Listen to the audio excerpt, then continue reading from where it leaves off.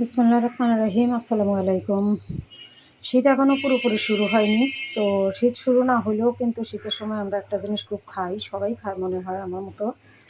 তো এখানে আমি অনেকগুলা পেঁয়াজ কেটে রেখেছি, অনেকগুলা কাঁচামরিচ কেটে রেখেছি এবং এখানে দিয়ে দিচ্ছি কিন্তু মাছ, এবং এই মাছটার কথাই আমি বলতেছি, শীতকালীন পুঁটি মাছ। তো শীতকালীন পুঁটি মাছ কিন্তু প্রত্যেকেরই ভালো লাগে, আমার মনে হয় আমার যেমনটা ভালো লাগে সম্ভবত আপনাদেরও সেই রকমই ভালো লাগে। সাথে আছে কিছু মলা মাছ। তো আজকে যেই মাছগুলো এনেছে প্রত্যেকটা মাছই তাজা, আমি তাজা তাজা কেটেছি, তাজা তাজা রান্না করার চেষ্টা করতেছি। তো প্রথমে দিয়ে দিলাম আমি পেঁয়াজ কুচি অনেকগুলা, যতগুলো আমার দরকার। তারপরে দিয়ে দিলাম অনেকগুলা কাঁচামরিচ কুচি। এখন দিয়ে দিচ্ছি, মাছ দেওয়ার পরে দিয়ে দিচ্ছি লবণ। আর যেহেতু আমি কাঁচামরিচ দিয়েছি, অনেকগুলো কাঁচামরিচ কেটে দিয়েছি, তারপরেও আমি একটুখানি ঝাল ঝাল করে এই তরকারিটা রান্না করব। এখন দিয়ে দিলাম মরিচের গুঁড়া, আর এখন হচ্ছে দিয়ে দিব হলুদ গুঁড়া, এবং হলুদের পরিমাণটা অবশ্যই পরিমাণ মতো দিতে হবে, কেননা এই তরকারিটা এমন একটা তরকারি যেটা হলুদের গুঁড়া বেশি হলেও একটুখানি তিতা লাগবে, আবার কম হলেও কিন্তু ভালো লাগবে না, সেই ক্ষেত্রে অবশ্যই পরিমাণ মতো দিতে হবে। এবং এখন দিয়ে দিচ্ছি সরিষার তেল, আর সরিষার তেলটা অবশ্যই পরিমাণ মতো দিবেন। এটা হচ্ছে আপনাদের উপরে ডিপেন্ড করবে, কেউ সরিষার তেল যদি খেতে ভালো লাগলে অবশ্যই সরিষার তেল দিবে, আর না হয় সয়াবিন তেল দিয়েও রান্না করতে পারবেন, কোনো সমস্যা নেই। তো খুব ছোট্ট একটা ভিডিও হবে, যদিও এই টাইপের ভিডিও আমার অনেক, আমি ইউটিউব চ্যানেলে আছে এবং আমার আমি ফেসবুক পেজে আছে, তারপরেও কিন্তু আমি আজকেও এই ভিডিওটা শেয়ার করতেছি আপনাদের সাথে। এখন আমি দেখতে পাচ্ছেন আমি কি পরিমাণ কাঁচামরিচ দিয়েছি, আমি একটু ক্লোজ করে দেখাই আপনাদেরকে। এবং কাঁচামরিচ যেমনটা দিয়েছি তেমনই দিয়েছি কিন্তু আমি অনেকগুলো পেঁয়াজ কুচি। তো এখন কিন্তু আমি যেটা করব সেটা একটুখানি, খুব অল্প পরিমাণে একটুখানি আমি রসুন বাটা দিয়ে দিব।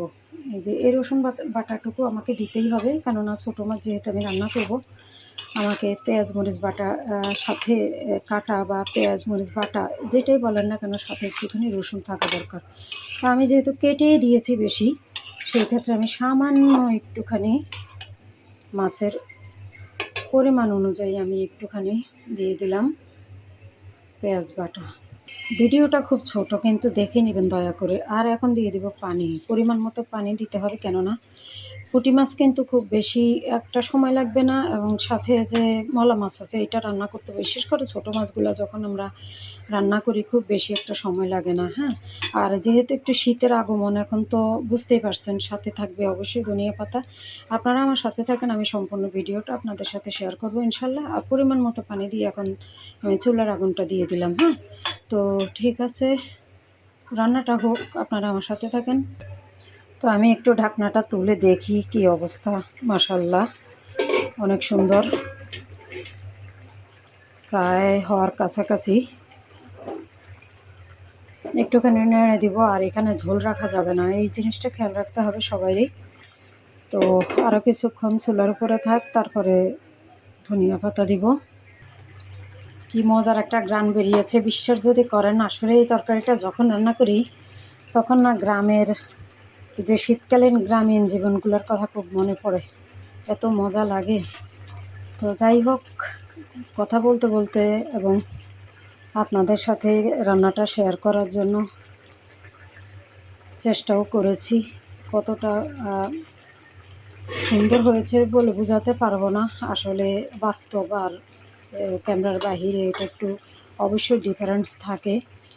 তো যাই হোক, তারপরেও আলহামদুলিল্লাহ চেষ্টা করেছি। যদি আপনাদের ভালো লাগে অবশ্যই একটু বেশি বেশি লাইক করবেন, কমেন্টস করবেন, আর সাথে থাকবেন। যদি পারেন চ্যানেলটাকে সাবস্ক্রাইব করবেন। তো আল্লাহ হাফিজ, আসসালামু আলাইকুম, সবাই ভালো থাকবেন।